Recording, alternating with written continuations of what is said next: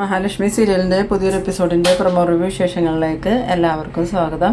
അങ്ങനെ നമ്മളുടെ ഈ മേഘനാഥനാണെങ്കിൽ മാർക്കോയെ കാറിടിച്ച് വീഴ്ത്തിയതും കണ്ണൻ മേഘനാഥൻ്റെ അടുത്തേക്ക് ചെല്ലുന്നുണ്ട്. ആ സമയത്ത് മേഘനാഥൻ പറയുന്നുണ്ട്, വാട കണ്ണ, നീ നടന്നു തന്നെ വാ, ഇത് കാണാനാണ് ഞാനിരുന്നത്. എന്തായാലും ആദ്യം ഞാൻ മാർക്കോയെ തീർക്കും, അതിനുശേഷം നിൻ്റെ രണ്ട് കാലം ഞാൻ തല്ലി ഓടിക്കും. നീ അങ്ങനെ ഭാര്യയും കുട്ടികളും കുടുംബമൊന്നുമായിട്ട് ജീവിക്കുന്നത് എനിക്കിഷ്ടമല്ല, ഞാൻ അതിനെ അനുവദിക്കില്ല. നിൻ്റെ അഭിനയമൊക്കെ ഇന്നത്തോടുകൂടി നിർത്തിക്കോ. അവളുടെ വയറ്റിൽ വളരുന്ന കുഞ്ഞിൻ്റെ അച്ഛൻ നീ തന്നെയാണ്, അതെനിക്കറിയാം.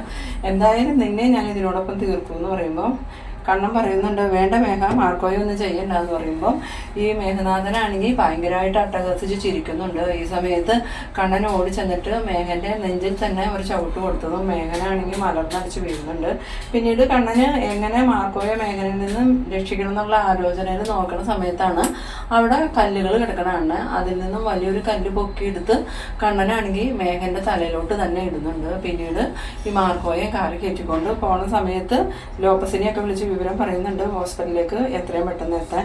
അങ്ങനെ ലോപ്പസും കണ്ണൻ്റെ ഡ്രൈവറും കൂടി ഹോസ്പിറ്റലിൽ വന്ന് നിൽക്കുന്നുണ്ട്.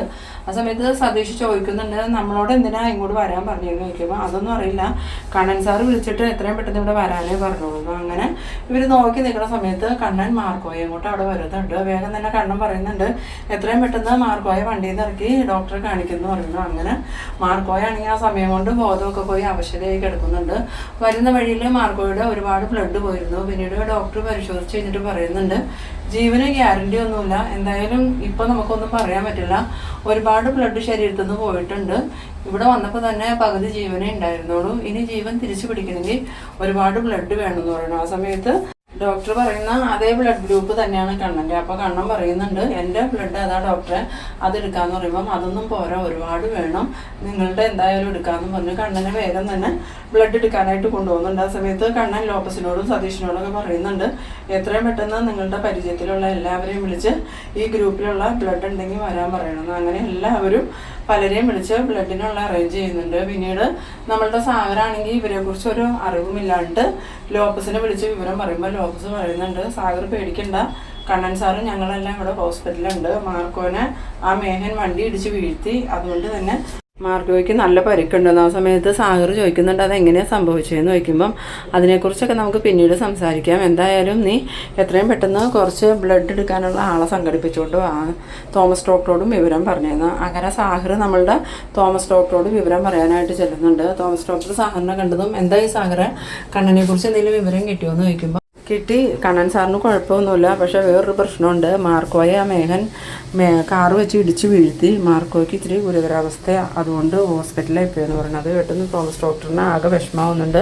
തോമസ് ഡോക്ടർ പറയുന്നുണ്ട്, എനിക്കിനി മാർക്കോയ്ക്ക് ഒരു കുഴപ്പമില്ലാന്ന് കേട്ടാലേ സമാധാനമാവുള്ളൂ, അവൻ എത്ര നല്ലവനാണോ, എന്നാലും ആ മേഘൻ ഇത്രയും വലിയൊരു ചതി ചെയ്യുമെന്ന് നമ്മൾ വിചാരിച്ചില്ലല്ലോ എന്ന് പറയുമ്പോൾ സാഗർ പറയുന്നുണ്ട്, മേഘൻ ശരിക്കും കണ്ണൻ സാറിനെ കൊല്ലാൻ വേണ്ടി കൊണ്ടുപോയതാണ്, ഇനിയിപ്പോൾ കണ്ണൻ സാറ് നടന്നു തുടങ്ങിയ വിവരം അവനക്ക് മനസ്സിലായി കാണും, അതുകൊണ്ടായിരിക്കും അവൻ കണ്ണൻ സാറിനെ കൊല്ലാനായി കൊണ്ടുപോയത്. എന്തായാലും കണ്ണൻ സാറുള്ളത് കൊണ്ട് മാർക്കോ രക്ഷപ്പെട്ടു. കണ്ണൻ സാറ് മേഘൻ്റെ തലയിലേക്ക് കല്ലെടുത്തിട്ടിട്ട് മാർക്കോയെ രക്ഷിച്ചുകൊണ്ട് പോയെന്നാണ് പറഞ്ഞത്. അപ്പോൾ മേഘൻ്റെ അവസ്ഥ എന്താണെന്ന് ചോദിക്കുമ്പം അതിനെക്കുറിച്ചൊന്നും ആർക്കും അറിയില്ല.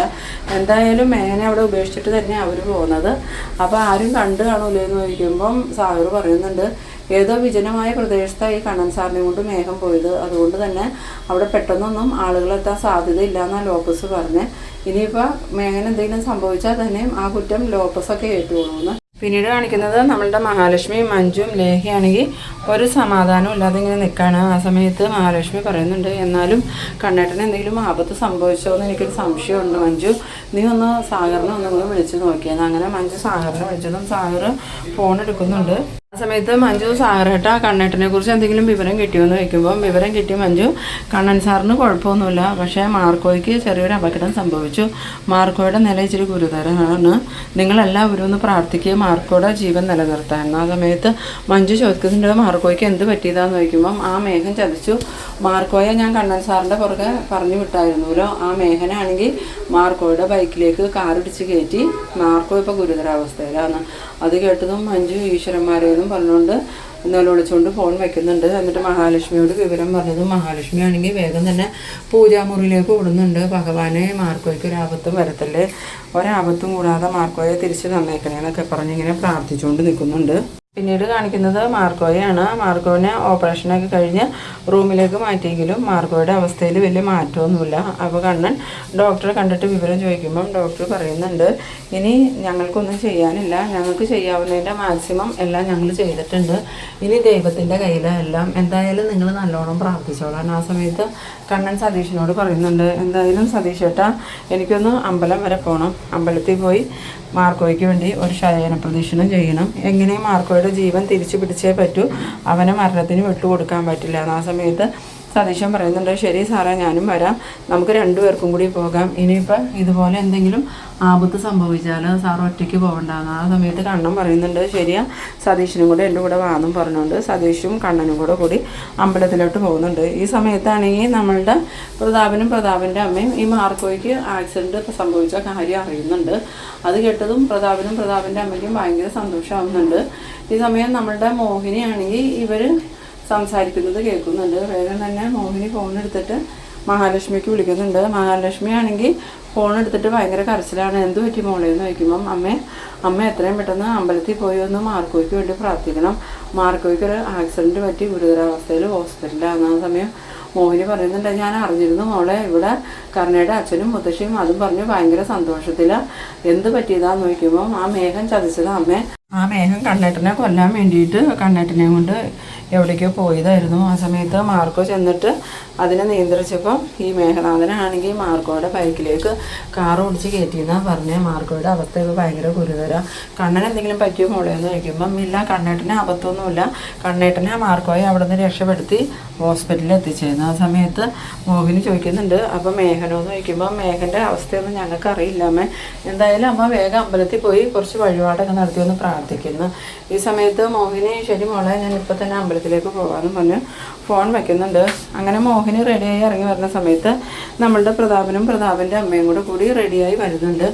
ആ സമയത്ത് മോഹിനി അവരോട് ചോദിക്കുന്നുണ്ട്, അമ്മയൊക്കെ രാവിലെ തന്നെ എവിടെ പോകാമെന്ന് ചോദിക്കുമ്പം ഞങ്ങൾക്കിന്ന് ഒരുപാട് സന്തോഷമുള്ള ദിവസമാണ്, ആ മാർക്കോയി ലേഡി നിൻ്റെ മോളെ രക്ഷിച്ചുകൊണ്ടിരുന്നവൻ അവനിപ്പോൾ ഗുരുതരാവസ്ഥയിൽ ആസ്പത്രിയിലാണെന്ന് പറഞ്ഞ്, എന്തായാലും ഞങ്ങളുടെ പ്രാർത്ഥന ഓരോന്നായിട്ട് ദൈവങ്ങൾ കേട്ടുകൊണ്ടിരിക്കുന്നുണ്ട്. ആദ്യം നിൻ്റെ മോളും കണ്ണനും വേർപിരിഞ്ഞു, പിന്നെ ഇപ്പം അവളെ രക്ഷിക്കാൻ നടന്നുകൊണ്ടിരുന്ന മാർക്കോയാണെങ്കിൽ ആക്സിഡൻറ്റ് പറ്റി മരണത്തോട് മല്ലടിച്ച് ഹോസ്പിറ്റലിൽ കിടക്കുക, അതിന് നന്ദിയായിട്ട് ഭഗവാനെ പോയി കണ്ട് ഒന്ന് പ്രാർത്ഥിച്ചിട്ട് വരാമെന്ന് വിചാരിച്ചാൽ ഞങ്ങൾ പോണേന്ന്. ആ സമയത്ത് മോഹിനി പറയുന്നുണ്ട്, ഒരാപത്ത് വരുമ്പം അതിന് ഭഗവാനോട് നന്ദി പറയണേ, എന്തിനാ ഒരാപത്തിൽ നിന്നും എല്ലാവരെയും രക്ഷപ്പെടുത്തുമ്പോഴല്ലേ ഭഗവാനോട് നന്ദി പറയണ്ടേ, ഇതൊന്നും ഭഗവാൻ പൊറുക്കൂലാട്ടോ എന്ന് പറയുമ്പം ഞങ്ങൾക്ക് അത്രയ്ക്ക് വലിയ പൊറുക്കലൊന്നും വേണ്ടി, ഞങ്ങൾ ആഗ്രഹിച്ചതുപോലെ എന്തായാലും കാര്യങ്ങളൊക്കെ നടക്കുന്നുണ്ട്. ഇപ്പം നിൻ്റെ മോളെ മരുമോനെ ഉപേക്ഷിച്ചു, അവളെ സംരക്ഷിക്കാൻ നടക്കണവനാണെങ്കിൽ ഇപ്പോൾ ഗുരുതരാവസ്ഥയിലുമായി, ഞങ്ങൾക്കിത് മതി, ഞങ്ങളുടെ കുഞ്ഞിനും ഇത് കേട്ടപ്പോൾ ഭയങ്കര സന്തോഷമായി, അതുകൊണ്ട് ആ നന്ദി ഞങ്ങൾ ഭഗവാനെ അറിയിക്കാൻ പോവാന്ന്. പിന്നീട് പ്രതാപൻ്റെ അമ്മയും കാറി കയറി പോയി കഴിഞ്ഞതും മോഹിനിയും അമ്പലത്തിലോട്ട് പോകുന്നുണ്ട്. ഇതേ സമയം നമ്മളുടെ കണ്ണനും സതീഷിനും കൂടി അമ്പലത്തിലേക്ക് വരുന്നുണ്ട്. അമ്പലത്തിൽ വന്നതും സതീശൻ ചെന്ന് ഈ വഴിപാടിനുള്ള ചീട്ട് എഴുതിപ്പിക്കുന്നുണ്ട്. ഒരു ശയന പ്രദക്ഷിണവും പിന്നെ ദീർഘായുസിനുള്ള ഒരു പൂജ നടത്താനാണ് പറയുന്നത്. ആ സമയത്ത് തിരുമേനി ചോദിക്കുന്നുണ്ട് ആർക്കാന്ന് ചോദിക്കുമ്പോൾ ഈ മാർക്കോയുടെ ശരിക്കുള്ള പേര് മാർക്കണ്ഡേയൻ എന്ന് തന്നെ പറഞ്ഞു കൊടുക്കുന്നുണ്ട്. അപ്പം നാളും ഇതൊക്കെ ചോദിക്കുമ്പോൾ അതൊന്നും ഞങ്ങൾക്ക് അറിയില്ല, എന്തായാലും ഇത്രയേ അറിയുള്ളൂ, തിരുമേനി എത്രയും പെട്ടെന്നൊരു പൂജ നടത്തണമെന്ന് പറയണം. ആ സമയത്ത് തിരുമേനി പറയുന്നുണ്ട്, ഞാൻ പെട്ടെന്ന് തന്നെ പൂജ നടത്താം, നിങ്ങൾ ശയന പ്രദക്ഷിണം ചെയ്തോളൂന്ന്. അങ്ങനെ കണ്ണനാണെങ്കിൽ ശയന പ്രദക്ഷിണത്തിന് കിടക്കുന്നുണ്ട്. ഇതേ സമയം നമ്മളുടെ മാർക്കോയാണെങ്കിൽ റൂമിൽ ഇങ്ങനെ അബോധാവസ്ഥയിൽ തന്നെ കിടക്കാണ്. മുഖത്തൊക്കെ നല്ലോണം കെട്ടി വെച്ചിട്ടുണ്ട്. ശരിക്കും ഗുരുതരമായിട്ട് പരിക്ക് പറ്റിയിരിക്കുന്നത് തലയ്ക്കായതുകൊണ്ട് പെട്ടെന്നൊന്നും ബോധം തെളിയാൻ സാധ്യതയില്ല എന്ന് ഡോക്ടർ പറഞ്ഞതുകൊണ്ട് ലോപ്പസൊക്കെ ഇങ്ങനെ ആകെ വിഷമിച്ച് നിൽക്കുകയാണ്. പിന്നീട് നമ്മളുടെ കണ്ണനാണെങ്കിൽ ശയന പ്രദക്ഷിണം ചെയ്തുകൊണ്ടിരിക്കുകയാണ്. സതീഷിനാണ് ഇങ്ങനെ ഉരുട്ടി വിടുന്നത്. ആ സമയത്ത് നമ്മളുടെ പ്രതാപൻ്റെ അമ്മയും കൂടി അമ്പലത്തിലോട്ട് വരുന്നുണ്ട്. പെട്ടെന്ന് തന്നെ സതീശൻ ഈ വരുന്നവരെ കാണുന്നുണ്ട്. ആദ്യം സതീഷിന് സംശയം തോന്നുന്നുണ്ടെങ്കിലും പിന്നീട് നോക്കുമ്പോൾ അത് പ്രതാപൻ്റെ അമ്മയെന്ന് മനസ്സിലായിട്ട് സതീശൻ കണ്ണനോട് പറയുന്നുണ്ട്, കണ്ണൻ സാറ് ചതിച്ചല്ലോ, അതേ പ്രതാപൻ്റെയും അമ്മയും കൂടി വരുന്നുണ്ടെന്ന്. അത് കേട്ടത് നമ്മളുടെ കണ്ണനാണെങ്കിൽ നോക്കുമ്പോൾ ഈ പ്രതാപൻ്റെ അമ്മയും വരുന്നത് കണ്ണൻ ഉരുണ്ടു പോകുന്ന ആ ഒരു വഴിയിലോട്ട് തന്നെയാണ്. അത് കണ്ടതും കണ്ണൻ പറയുന്നുണ്ട്, ഇനി എന്ത് ചെയ്യും സതീശ, അവർ കണ്ടിട്ടുണ്ടെങ്കിൽ ആകെ പ്രശ്നമാവുമല്ലോ എന്ന് പറയുമ്പോൾ സതീശൻ പറയുന്നുണ്ട് കണ്ണൻ സാർ എന്തായാലും തല കുനിച്ച് നിന്നോ, അതുകൊണ്ട് അവർ ശ്രദ്ധിക്കൂല, എന്നാൽ ഒരു പണി ചെയ്യുക, സതീശൻ മാറി നിന്നോ, ഇല്ലെങ്കിൽ സതീശനെ കണ്ടു കഴിഞ്ഞാൽ അവർ ഞാനാണോ എന്ന് സംശയിക്കും. എന്തായാലും എന്നെ ഈ ഒരു അവസ്ഥയിൽ അവരിവിടെ പ്രതീക്ഷിച്ചിട്ടുണ്ടാവില്ല, അതുകൊണ്ട് താനങ്ങോട്ട് മാറി നിന്നോന്ന്. അങ്ങനെ സതീശൻ അങ്ങോട്ട് മാറി നിൽക്കുമ്പം പ്രതാപനും പ്രതാപൻ്റെ അമ്മയാണെങ്കിൽ ഈ കണ്ണനെ മറികടന്ന് അങ്ങോട്ട് പോകുന്നുണ്ട്. എന്നിട്ട് അങ്ങോട്ട് നീങ്ങിയതും പ്രതാപൻ്റെ അമ്മയ്ക്ക് ചെറിയൊരു സംശയം തോന്നിയിട്ട് പ്രതാപൻ്റെ അമ്മ ഇത് ആരായി കിടക്കണേന്ന് ഇങ്ങനെ ചോദിച്ചുകൊണ്ട് തിരിഞ്ഞു നോക്കുന്ന ആ ഒരു സീനിലാണ് ഈ എപ്പിസോഡ് അവസാനിക്കുന്നത്. അപ്പോൾ നിങ്ങളെൻ്റെ വീഡിയോ ആദ്യമായി കാണുന്നവരാണെങ്കിൽ ചാനലൊന്ന് സബ്സ്ക്രൈബ് ചെയ്യാനും ഇഷ്ടമായാൽ ലൈക്ക് ചെയ്യാനും ഷെയർ ചെയ്യാനും മറക്കരുത്. ഇതുപോലെ ഇൻട്രസ്റ്റിംഗ് ആയിട്ടുള്ള അടുത്തൊരു എപ്പിസോഡുമായി നമുക്ക് വീണ്ടും കാണാം. അതുവരെയൊക്കെ